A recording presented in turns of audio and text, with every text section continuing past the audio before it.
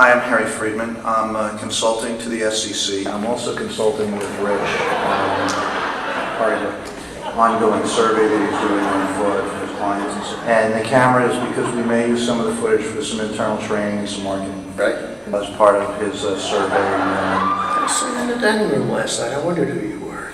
First of all, what's your name? My name is Ron Durkin. Juan Gonzalez. Okay. Jim Robbins. My name is Joe Spinelli. Phil Oswald. Chris Pascal. There's a stereotype that many might say about forensic investigators that some people might say that you guys are basically sort of annoying over-analytical geeks. Is there any part of that that might fit your personality profile? Well, the annoying part is probably My wife probably thinks I'm that way. I was a good two shoes. Any part of that that might fit your own personality profile? No, that's completely true.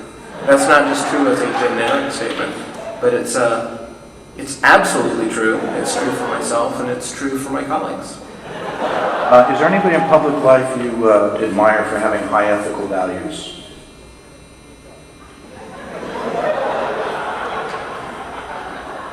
Having high ethics.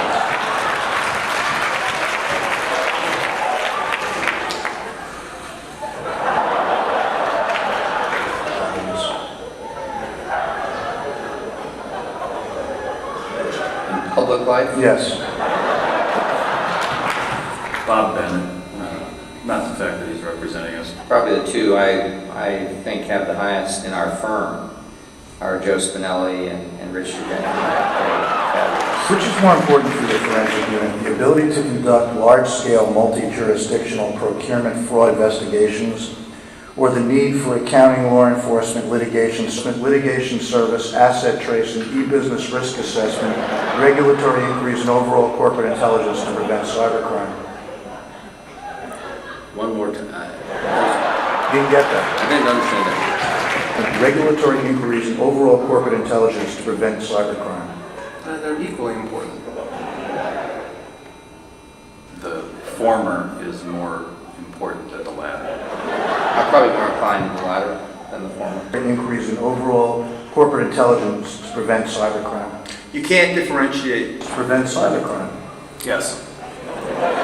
What do you think some of the qualities are that make for a successful forensic investigator?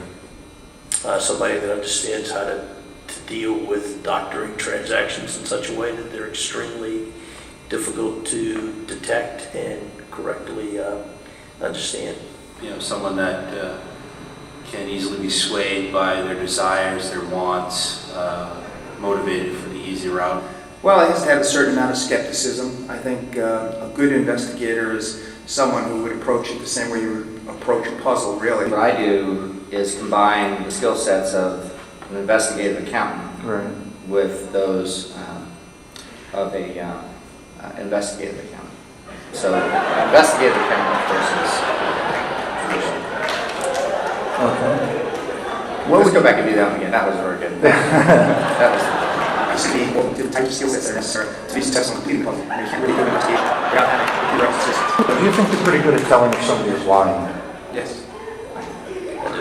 People, I think, are basically good. However, when placed in situations where the opportunity is just so great and so easy for them to embezzle or commit a defalcation. Or somebody may get uncomfortable in the way that they sit, they may change their posture. When I've asked questions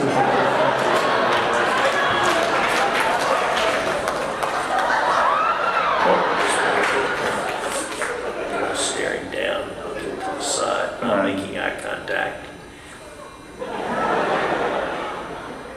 I remember I went to a seminar once and they talked about. It's an interesting question you ask me that right now because I teach right at NYU forensic accounting and I teach in interviewing and investigative techniques. Keep in mind I was the first ever Inspector General in New York State. Keep in mind I was a case agent for Congressman John Murphy in Abstain for the FBI. They have a variety of changes. You're looking for an alteration. I mean, everybody does some of these things. You just moved your head. Is that a sign that you might be lying? No, that's a sign that I'm taking a breath. I start with a presumption that people are lying to me. Do you think somebody who commits fraud is more likely to have stolen anything or money as a kid? I think they are likely to have stolen things or to have lied in the past and to have gotten away with it? Did you ever do anything as a kid? Sure. What'd you do? Taking money from my parents. Taking money out of a wallet, taking money out of a purse. I think all of us did something as a kid. Never got caught? No. How much did you take? Small amounts. Okay. $2, $3, $4, $5. That was the perfect child. Where- I think when we were kids, one time we borrowed somebody's boat. Aside from the time that I slipped a couple of packs of Kool-Aid into my back pocket one time. It looked like it was abandoned, Yeah. but in retrospect, I thought about that the other day. The best example, I thought about this the other day, Because then we used it to go up the river, and then we came back and put it back. we went to the store and we stole bubble gum. And we ran out the door and they caught us. It's better to steal a little for a really long time than to steal 3 or 4 short bursts that are big and get caught. They work correctly, and they continue to have that bad pattern of behavior. It's good to steal a little for a long time. Kind of having an insurance policy in place. When I was 4.5 years old, my parents used to have, I lived upstairs with my grandparents, and they used to have bottles of Muscatel in the closet. And one day I just decided to just taste it, see if I liked it, and got to like it a lot. And I was smart enough even then to put water and fill it up to the bottle at the level at which I had started, so my parents wouldn't know that I had taken it. Well, one day I took so much, I went downstairs and I could just about walk, and I said to my mom, I don't feel well, and my grandmother came over and she goes, what's wrong? And I said, I don't feel well, and she goes, come here. And my grandmother was very smart. She smelled my breath and she goes, this kid's drunk. So, How old were you? 4.5. And I don't think it's amazing that kids your parents change drawers Mhm. or to find change in the chairs. Right. And I don't define that as stealing. When I was a kid, I used to take change from my dad's dresser. That doesn't count.